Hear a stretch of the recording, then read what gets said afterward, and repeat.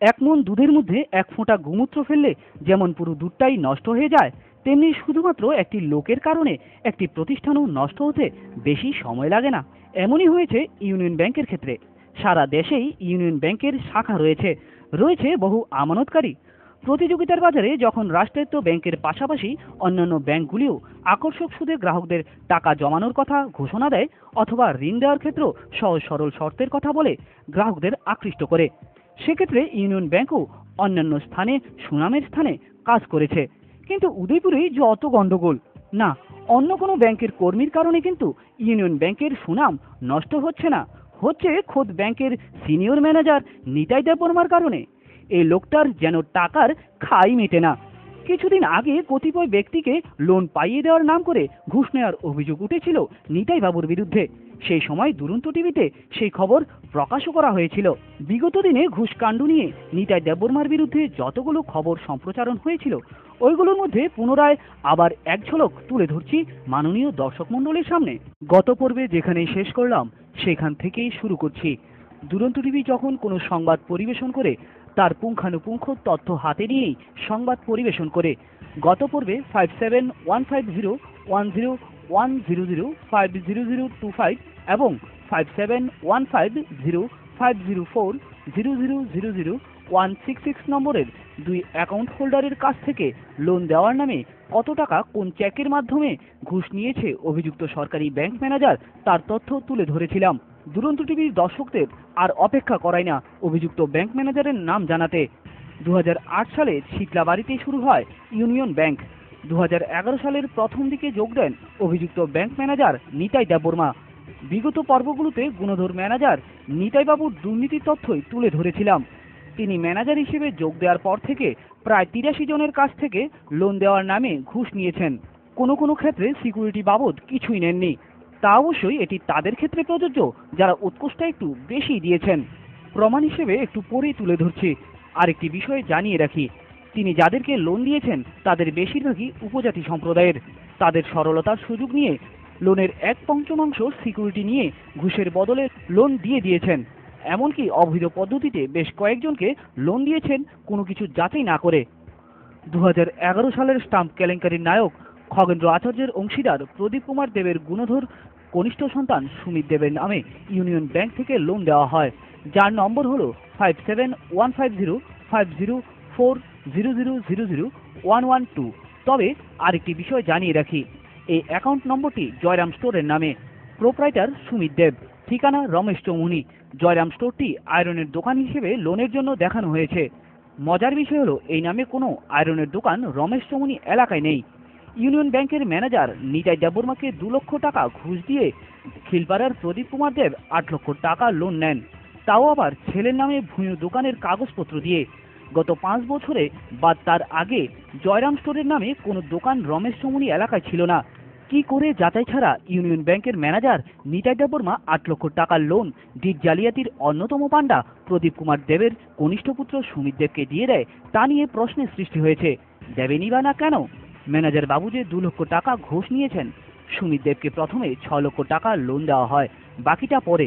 Union ব্যাংকের manager Nitai দেববর্মার ঘুষ নেওয়ার বহু তথ্য প্রমাণ দুরন্ত টিভির হাতে এসেছে। গত বছরের শেষ দিকে খিলপাড়ার জনৈক ব্যক্তি কৃষি লোনের জন্য ইউনিয়ন ব্যাংকে আবেদন জানায়। লোনের পরিমাণটা ছিল 84,000 টাকা। 3-4 মাস ঘোরার পর ফেব্রুয়ারি মাসে ওই ব্যক্তিকে ফোন করে বাড়িতে দেখা করতে বলে অভিযুক্ত ব্যাংক ম্যানেজার। খিলপাড়ার জনৈক ব্যক্তির কাছে 20,000 টাকা ঘুষ চায় ম্যানেজার নিতাই দেববর্মা।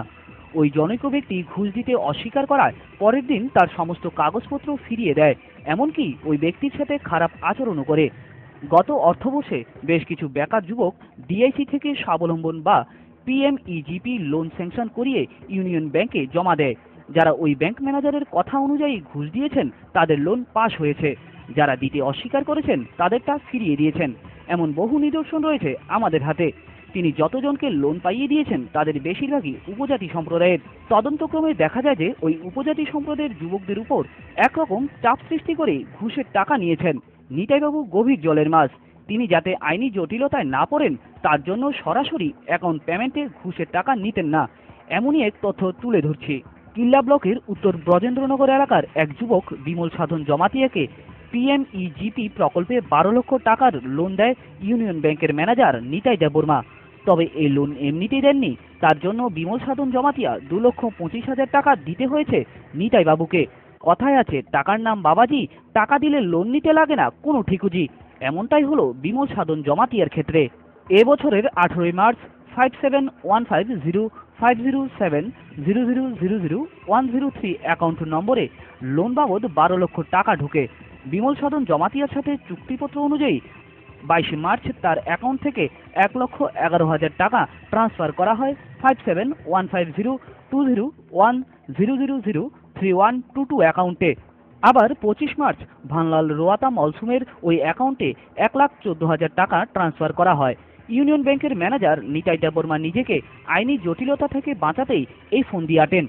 তদন্তক্রমে জানা গেছে 5715020100003122 নম্বরের ব্যাংক অ্যাকাউন্টটি ভানলাল রোয়াতা মলসুমের, বাড়ি সিপাহীজলা জেলার টাকারজলা এলাকায়। তদন্তক্রমে আরও জানা যায় যে ভানলাল রোয়াতা মলসুম আর নিতাই দেববর্মার মধ্যে আত্মীয়তার সম্পর্ক রয়েছে। সেই সুবাদে ওই অ্যাকাউন্টে টাকা ফেলে নিজস্ব চেক দিয়ে 25 মার্চে 19262 এবং 19261 নম্বরে দুটো চেক দিয়ে যথাক্রমে 35,000 ও 40,000 টাকা তুলেন নিতাই দেববর্মা। আবার 27 মার্চ 19263 নম্বরের আরও একটি চেক দিয়ে 1.5 লক্ষ টাকা তুলেছেন। মজার বিষয় হলো, এই 2,25,000 টাকা পেমেন্ট নিয়েছেন নিতাইবাবু নিজে দাঁড়িয়ে, তাও আবার ভানলাল রোয়াতা মলসুমের জায়গায় অন্য কাউকে দাঁড় করিয়ে। তদন্তক্রমে দুরন্ত টিভির অনুসন্ধানী দল আরও জানতে পারে যে ঘুষখোর ব্যাংক ম্যানেজার নিতাই দেববর্মা গত 2.5 বছরে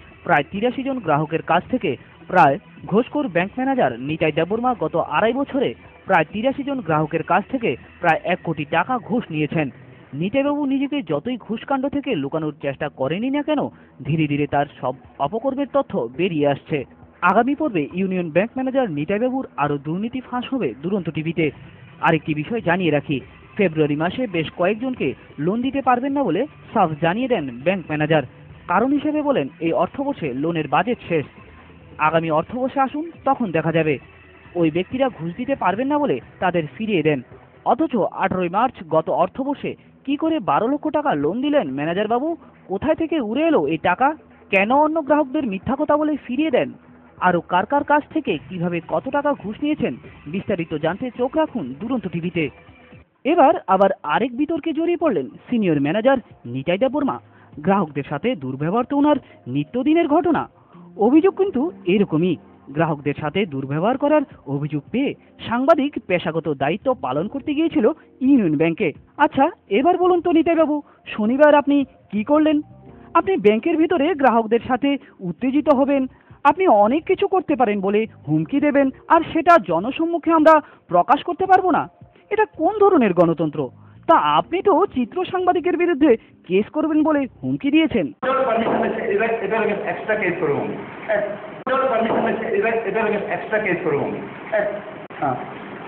আপনি যদি সৎ থাকতে স্যার, তাহলে স্যার এদের বিরুদ্ধে কেসের চিন্তা করেন না।